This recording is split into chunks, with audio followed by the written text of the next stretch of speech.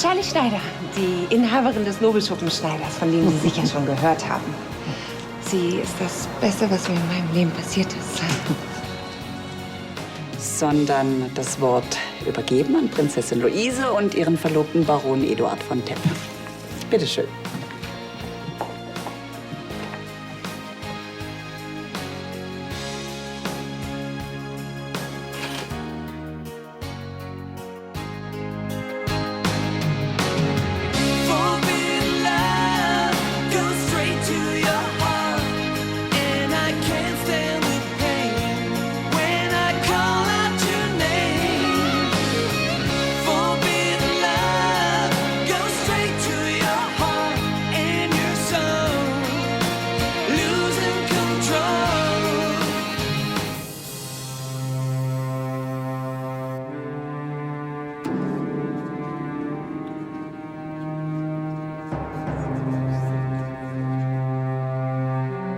Es ist mir eine Ehre und Freude, Sie heute hier begrüßen zu dürfen.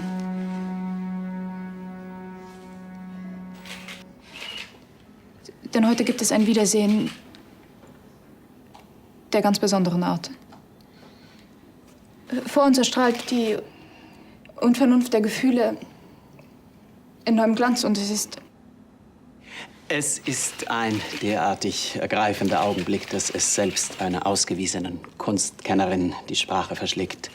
Ja, so wurde der wechselvollen Geschichte dieses außerordentlichen Gemäldes ein weiteres Kapitel zugefügt. Und nun bitte ich um Ihre Fragen. Wann wird das Bild allgemein der Öffentlichkeit zugänglich gemacht? Ja, und werden die anderen Gemälde der Waldensteigschen Sammlung folgen?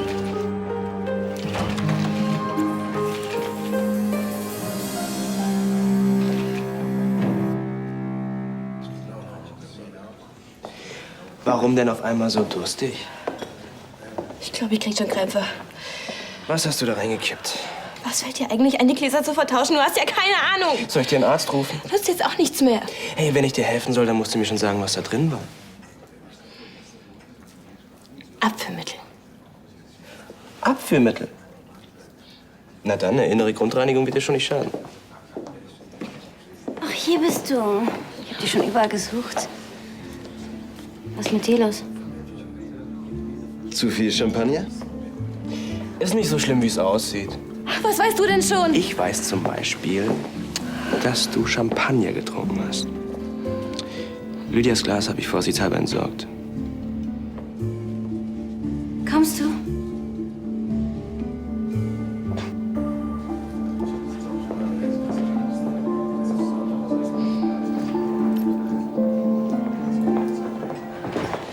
Stella, bist du denn verrückt geworden? Charlie, ja. Ich dachte, wir hätten das geklärt. Und jetzt küsst du mich schon wieder, ohne mich zu fragen. Es tut mir leid. Jetzt hör mir doch bitte erst einmal Auch zu. noch in aller Öffentlichkeit. Was sollen denn die Leute denken? Gerade darum geht es doch. Nein, Stella, das war unmöglich. Ach, jetzt kommt auch noch die Krane. Denkst du denn, ich kann sie jetzt noch mal unbefangen ansprechen? Wenn du weißt, warum ich das getan habe, schon. Lass mich raten. Um mir Schwierigkeiten zu machen? Im Gegenteil. für meinen nächsten Salon schicke ich Ihnen eine Einladung. Hm? Ja, das wäre sehr nett. Danke. Wie bitte? Ich meine, du musst da ja nicht hingehen, wenn dir das so peinlich ist. Und ob ich da hingehe? Ich wundere mich bloß. Vorhin lässt sie mich einfach stehen und jetzt... Das versuche ich dir gerade die ganze Zeit zu erklären. Marianne Krane ist nicht nur einflussreich. Sie steht auch auf Frauen. Ausschließlich sogar.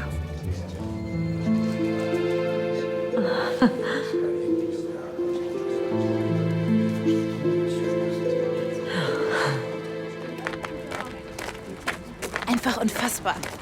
Prinzessin Luise ist deine Katharina. Wieso hat sie das eigentlich nicht gesagt? Ein Doppelleben. Tuttelt Öl verschmiert mit ihr im Hangar rum und ist gleichzeitig die Prinzessin in Samt und Seide. Und noch dazu verlobt. Einfach unfassbar. Naja, jetzt weißt du wenigstens, dass es mit ihrer großen Liebe nicht so weit her sein kann, was? Moment mal. Hast du mich deswegen hierher geschickt? Wie? Weil du wusstest, dass Katharina diese Prinzessin ist. Woher soll ich das denn wissen? Weil die hier wohnt. Weil du sie ja jeden Tag gesehen hast und weil sie dir mit Sicherheit von mir erzählt hat. Das hat sie nicht. Ich lasse dich doch jetzt nicht alleine. Ich komme mit. Du wirst gar nichts tun. allein sein.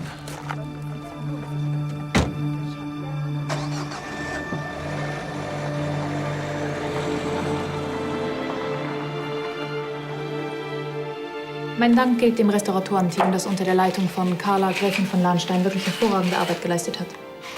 Ohne ihre Hilfe wäre die Unvernunft der Gefühle nicht das, was wir hier und heute erleben dürfen. Danke.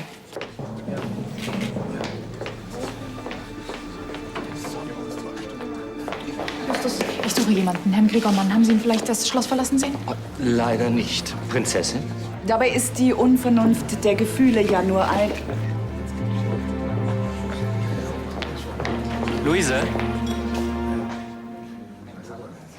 Kommst du bitte, Konsul Meisenbach möchte gerne mit dir sprechen.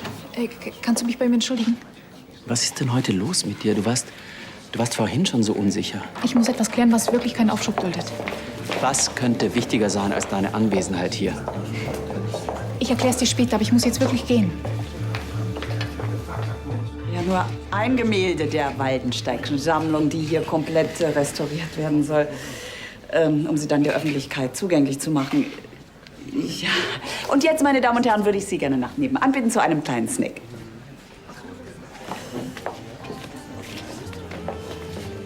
Hey, Fingerfing. Leider ist es immer noch nicht ganz einfach, sich als Frau in der Geschäftswelt zu behaupten. Da schließen Sie den Kunsthandel ein. Na, unbedingt. Sobald es um Geld und Macht geht, werden Männer nach wie vor bevorzugt. Ja, die Erfahrung habe ich als Galeristin auch gemacht. Umso erfreulicher, eine Frau wie Sie kennenzulernen. Stilvoll, souverän, selbstsicher. Chapeau. Das Kompliment kann ich nur zurückgeben. Und das Schicksal meint es gut mit mir. Schließlich durfte ich Sie heute kennenlernen.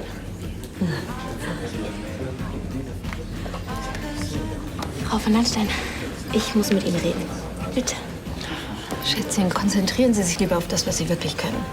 Dumm rumstehen und gut aussehen. Eine Frau, die Erfolg hat und trotzdem alle Sinne anspricht.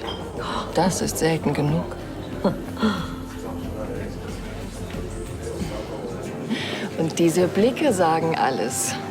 Bei Ihnen beiden scheint ja alles in Ordnung zu sein, hm? Wo haben Sie sich denn kennengelernt? So richtig.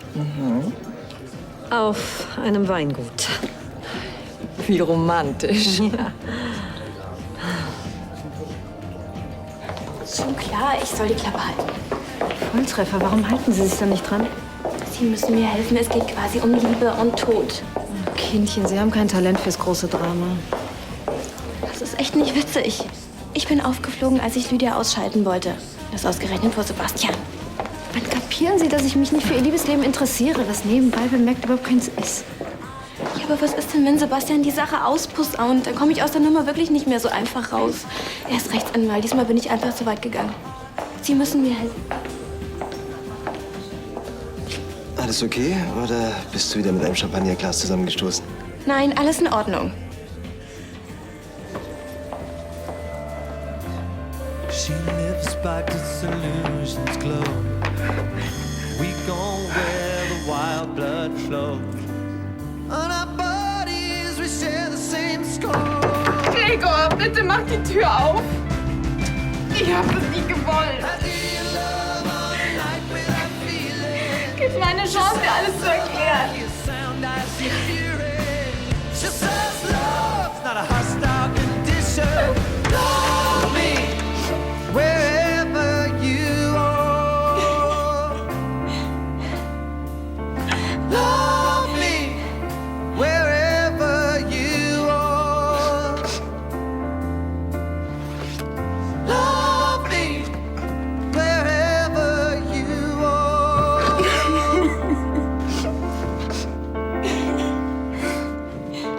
Wherever you are.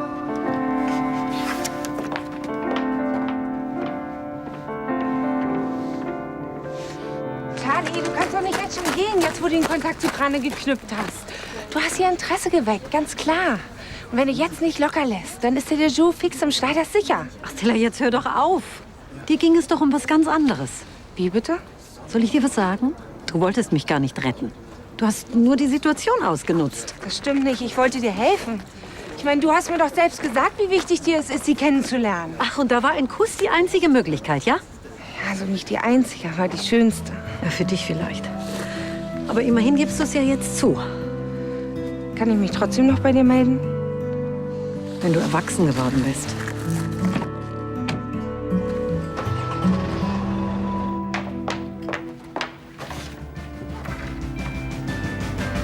How do you love on a night without feelings? She says love, I hear sound, I see fury. She says love's not a hostile condition. Love me wherever you are. Love me wherever you are. Love me wherever you are.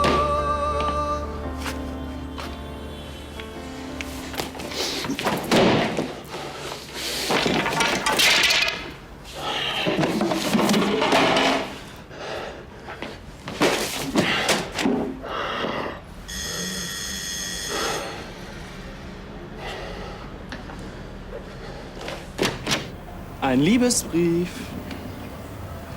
von Katharina.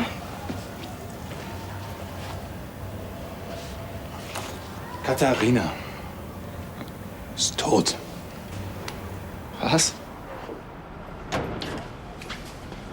Katharina hat sich nämlich in Luft aufgelöst.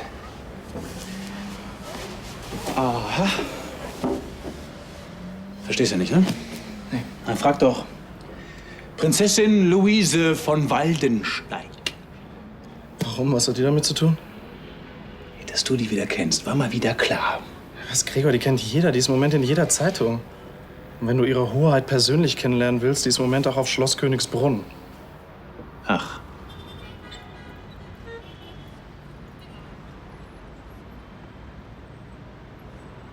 Katharina ist Luise von Weidendings hier? Wirklich, Charlie, es tut mir leid. Ich wollte nicht übergriffig sein. Das glaube ich dir, Stella. Aber ich habe einfach Zweifel, ob ich dir noch vertrauen kann. Du bist so unberechenbar. Für dich war das ein Spaß.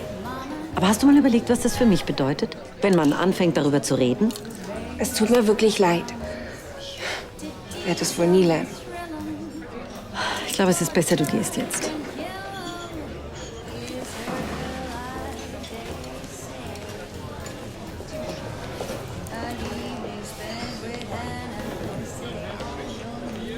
Frau Schneider. Das ist Mia, meine Lebensgefährtin. Freut mich sehr. Wie komme ich denn zu der Ehre? Oh, ich bin einfach neugierig geworden auf Ihren Laden. Jetzt, wo ich die Besitzerin kenne. Und? Ja, Stil und Geschmack. Man fühlt sich wohl. Bleibt aber neugierig auf das, was noch kommt. Das passt zu Ihnen. Danke. Könnte ich mir ganz gut als Rahmen für meine nächste Ausstellung vorstellen. Wir hatten schon Ausstellungen hier. Nicht von ihrer Bedeutung natürlich. Hätten Sie was dagegen, wenn ich Sie ins Gespräch bringe? Nein, im Gegenteil. Ja klar, damals im Hangar. Ich hab dir doch gesagt, dass sie mir bekannt vorkommt. Mein Bruder und eine echte Prinzessin. Katharina, ist klar, da hast du uns aber ganz schön verarscht. Ich euch! Sie, mich hat sie verarscht. Mich! Verstehst du, Katharina war die erste Frau seit langem, die ich geliebt habe, der ich vertraut habe. Und was tut sie? Und was tut sie? Sie verarscht mich! Was? Du hast es selber nicht gewusst? Aber warum hat sie dir denn nichts gesagt? Warum macht ihr das? Weiß ich nicht. Will ich aber ehrlich gesagt auch gar nicht mehr wissen. Und jetzt muss ich gleich los. Kannst du mich bitte allein lassen?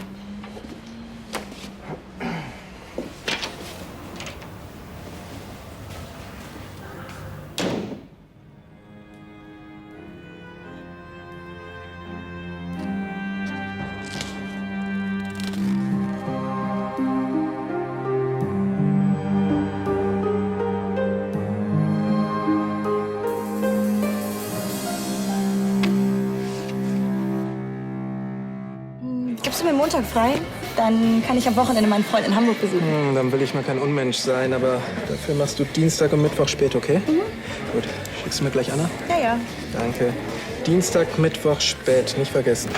Hast du noch 2 Muffins für uns? Ja, klar. Bring ich euch sofort rüber. Sofort ist gut. Danke nochmal. Du weißt schon, weil du dich gehalten hast und mir die Sache nicht krumm nimmst. Ich mach mich eben doch nicht so gut als Giftmischerin. Wer sagt, dass ich dir das nicht krumm nehme? Lass mich los. Niemand kommt davon, der dir was antun will. Du tust mir weh. Dann hör endlich auf, uns zu nerven. Ab jetzt kriegst du alles zurück. Und zwar doppelt und dreifach.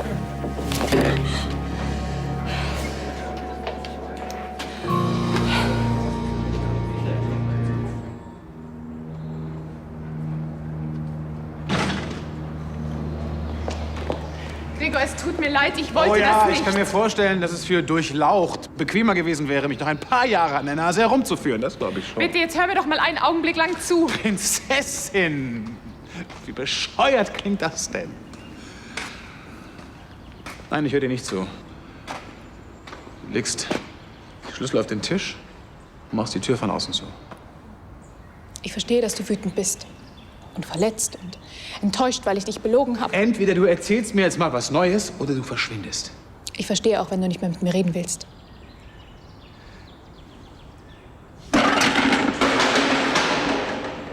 Ich habe dich geliebt. Ich habe dir vertraut. Ich bin vor Sehnsucht fast umgekommen und vor Sorgen, die ich mir um dich gemacht habe. Hab wenigstens jetzt den Mumm, mir die Wahrheit zu sagen. Wieso? Du weißt alles. Sag mir, dass du die ganze Zeit nur mit mir gespielt hast. Das ist aber nicht wahr. Wie läuft denn das dann ab? Ist der Stallbursche nicht mehr gut genug? War ich da eine willkommene Alternative? Aber natürlich, wenn man hier so ungestört sein kann! Hör auf! Weißt du, was du mit mir gemacht hast? Du hast mich an einen Punkt gebracht, wo ich tatsächlich dachte, dass wir beide sowas wie eine gemeinsame Zukunft haben könnten. Ja, das habe ich auch geglaubt. Das ist doch Schwachsinn. Du hast mir das alles nur vorgespielt, damit du dein bescheuertes Spielzeug behalten konntest. Gut, ich habe dich belogen, aber ich hatte meine Gründe dafür. Die würde ich jetzt gerne mal hören. Sobald du gewusst hättest, wer ich wirklich bin, wäre zwischen uns alles anders gewesen. Oder willst du mir allen Ernstes weismachen, wir hätten dann weiter am Helikopter gearbeitet? Nein, will ich nicht. Aber mir wäre einiges erspart geblieben. Ich liebe dich. Das war echt. Und das musst du spüren.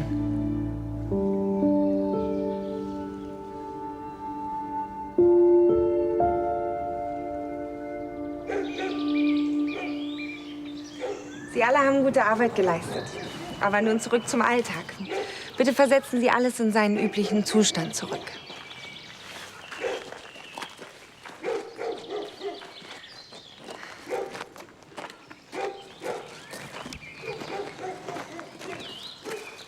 Kann ich dich kurz sprechen? Aber Vorsicht, wir sind nicht allein. Man weiß ja nie, welche Gerüchte entstehen. Okay, schon verstanden. Stella, mach es mir doch nicht so schwer. Ich finde immer noch, dass dein Kuss etwas übergriffig war. Aber ich gebe auch zu, dass meine Reaktion darauf übertrieben war. Es tut mir leid. Mit sowas kannst du mich nicht bestechen. Schon vergessen, dass ich in der Schlossküche an der Quelle zu allen Leckereien sitze. Kein gesellschaftlicher Kontakt dieser Welt ist mir mehr wert als unsere Freundschaft. Na gut. Lange hätte ich dir eh nicht mehr böse sein können.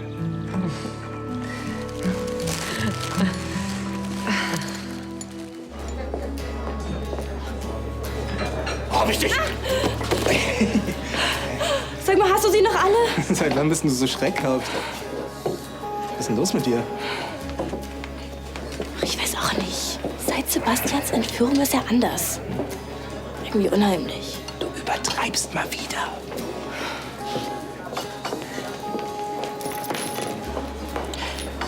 Er hat mich vorhin angefahren. Das hättest du mal sehen sollen. So habe ich ihn noch nie erlebt. Bist du enttäuscht, weil er nichts von dir wissen will?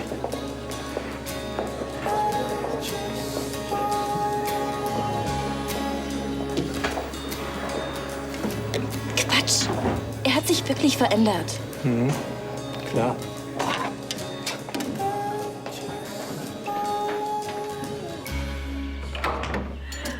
Stella, ich bin so froh, dass wir diese Sache bereinigen konnten.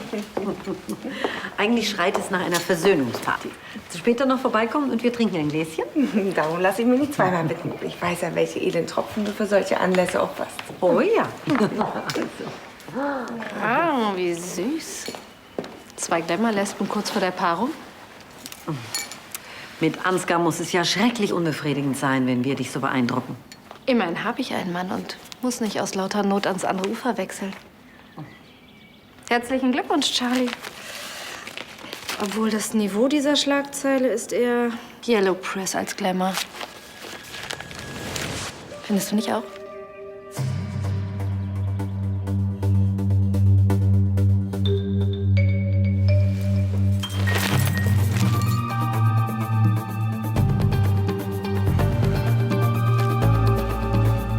Natürlich will ich mit dir glücklich sein. Aber ich trage auch eine hohe Verantwortung dem Fürstentum gegenüber. Ach, und in so einem Fürstentum ist es immer noch gang und gäbe, den Verlobten zu heiraten, den man nicht liebt, oder was? Ich darf nicht immer nur an mich denken. Und wen denn sonst? Wem schadet es, wenn wir beide zusammen sind? Wem? Es gibt eine ganze Menge Menschen, denen das schaden würde. Und damit meine ich nicht meine Familie oder die Leute, die in unserem Unternehmen arbeiten. Es gibt sehr viele Menschen, die von unseren wohltätigen Stiftungen abhängig sind. Und meinem Vater würde es das Herz brechen, wenn sein Lebenswerk scheitern würde. Ach, und deswegen nimmt er in Kauf, eins zu brechen, oder wie? Verstehst du jetzt wenigstens, warum ich nicht ehrlich zu dir gewesen bin? Ich konnte einfach unter gar keinen Umständen riskieren, dass Eduard davon erfährt. Keine Sorge. Also von mir wird Eduard nichts mitbekommen.